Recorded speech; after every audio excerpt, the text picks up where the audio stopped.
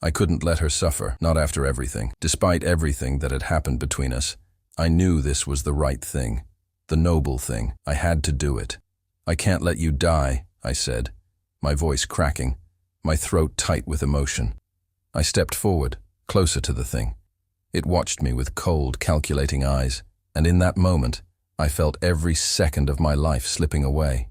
The air thickened, and the shadows seemed to stretch toward me, closing in, wrapping around my body like a cocoon. The thing let out a low, guttural laugh, as if it found the situation incredibly amusing. Such noble self-sacrifice. How quaint. But I must say, it does make the game all the more fun, doesn't it? You've made your choice. How predictable. But I think it paused, as if savoring the moment, its voice low and teasing. "I think you're not ready yet. I do enjoy a good chase." Just as the creature reached out with its long, skeletal fingers to claim me, something unexpected happened. The ground beneath me began to tremble, the air seemed to shudder, and everything blurred. My vision, the world, the creatures around us. My body felt like it was being ripped in two, and before I could make sense of it, the world twisted, bending, and then everything stopped. I was no longer standing in that dark clearing with Sarah and the creature.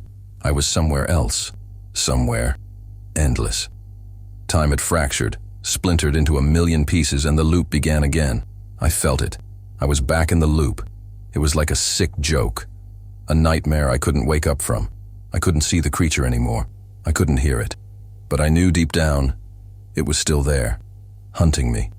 The ground was still shifting, the trees still closing in. Every corner I turned, every step I took, it was like the same path was repeating itself, no matter how far I ran. I was trapped. I found a journal lying on the ground, a thick, leather-bound book. Without thinking, I opened it, and I began to write. I couldn't say how long I'd been here. Hours, days. I had no concept of time anymore. It didn't matter. It was all a blur of endless running and endless fear. The words I wrote were all that kept me sane. It was the only thing I could hold on to. I wrote the story. I wrote everything. "I wish Sarah made it out," I wrote.